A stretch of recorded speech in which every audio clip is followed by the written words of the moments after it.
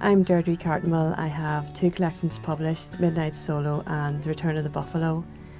I've also written scripts as Deirdre Alexander, and I'm a freelance creative writing tutor.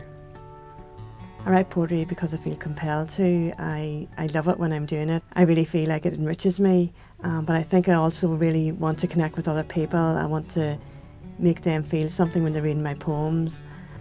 One reviewer described my poems as bruisingly intimate, and I think that's a good description. But I think poetry needs to be that honest and needs to be that open, and I think it needs to move people, otherwise what's the point?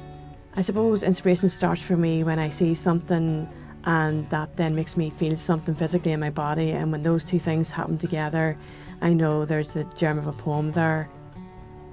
From start to finish poem can take months. Midnight Solo is about loss, but it's also about searching for a sense of identity. Like all first books, it covers a wide range of my life, from childhood through to losing my dad. The woman in the newsprint vest. She shimmies through the streets, tainted with the war cry of the lost, who clothe themselves in prophecies. She won't speak to the dead. Their thoughts transfuse with hers in the dream world, in the pause between breaths, pulsing through each syllable of her mantra, bonga, bonga, bonga. Keep silent, stay invisible. See her suffocate, ignite the crisp paper, the wet ink. See the words scurry, the page curl in like a splashed spider.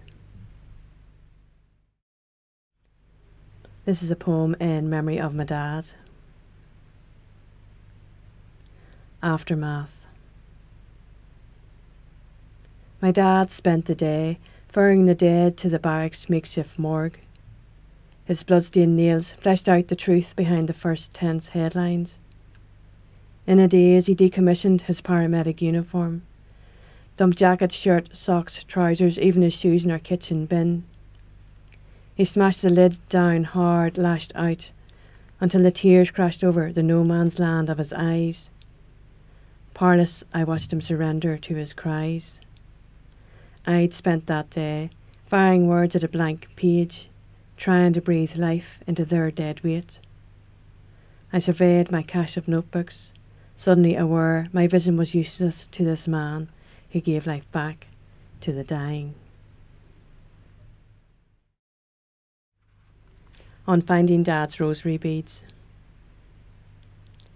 Under the gaze of the Sacred Heart, yawning and fidgeting in sore knees, our living room congregation balanced elbows on settees and kept its eyes screwed shut to staunch the giggles spill from a false cough or a twitching lip. Mum's reproach was an inflection on the Holy Mary. They slipped between my fingers like ball bearings. The rhythm of their imposed order slowed each moment until it looped back on itself, and in that atmosphere my prayers were heckles. I never thought that I was feeling my way to the cross, of each lash levied on a bead, of a scream on the 11th bead's full stop. There were shackles in the nubbed fingers of old women in black mantillas. Once I ripped a pair apart and smiled as I watched the beads spill. Then I found your rosary ring in your uniform, imagined you slipping it on for each call, whirling it round your finger like a charm. I've hung it beside the crystal hearts and the plastic pearl the priest pressed into my hands when we knelt by your bed. You were moaning with your eyes closed. I was holding back a scream. I clutched them so tightly the cross punctured my palm. My blood spotted your sheets. I prayed you'd move your lips and almost giggled when the morphine feeder clacked again. Night watch. I rub our kitten's back, the length of her tail, as if I'm fingering worry beads. She curls on my knee, one eye open, defying sleep, sucks on my finger like a teat, then licks my hand clean as if it's I who rely on her. When she stretches out and opens up her white belly, wanting to be tickled and stroked, her innocent trust frightens me.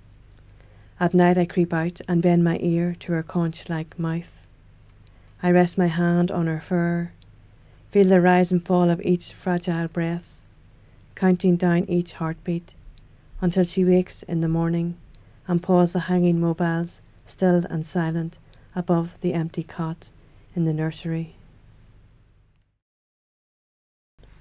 Midnight Solo.